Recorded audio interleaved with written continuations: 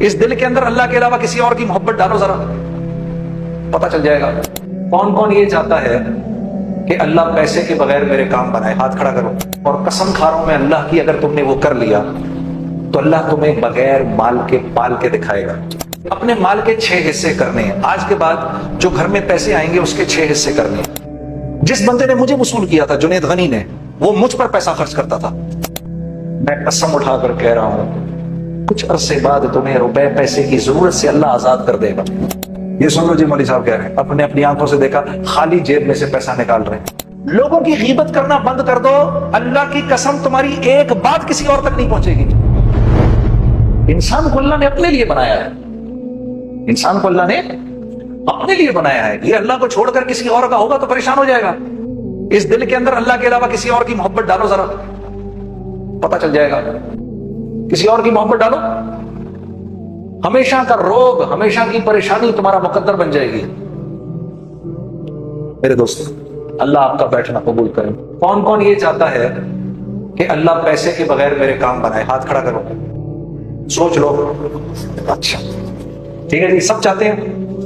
میں تمہیں ایسا اب نسخہ دے دیتا ہوں۔ بھائی جنید صاحب آپ نے بڑی تقریریں کی، بڑی پھڑے ماری، تو اب آپ طریقہ بھی بتا دیں۔ میں آپ کو طریقہ بتا دیتا ہوں، اور قسم کھا رہا ہوں میں اللہ کی، اگر تم نے وہ کر لیا تو اللہ تمہیں بغیر مال کے پال کے دکھائے گا۔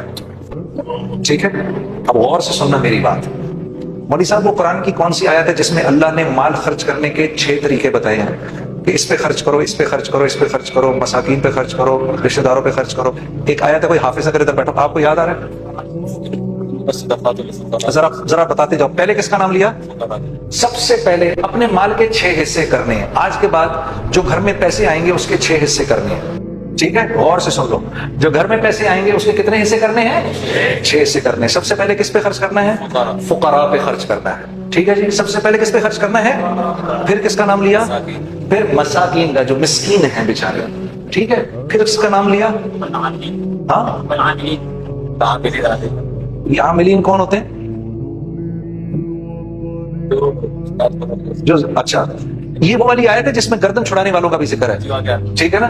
پھر جو کسی نیک مقصد میں اپنے مال کو، آپ کے مال کو خرچ کر رہے ہوتے ہیں نا، ان پر علماء سے پوچھ لینا عاملین کس کو کہتے ہیں۔ یہ تیسرے لوگ ہیں جن پر خرچ کرنا ہے۔ چوتھا کون ہے جی؟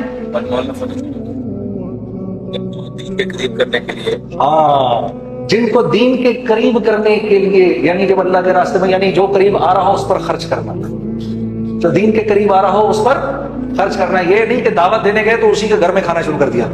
جی ہاں جی، میرا ایک دوست ہے، وہ تو یہ کرتا ہی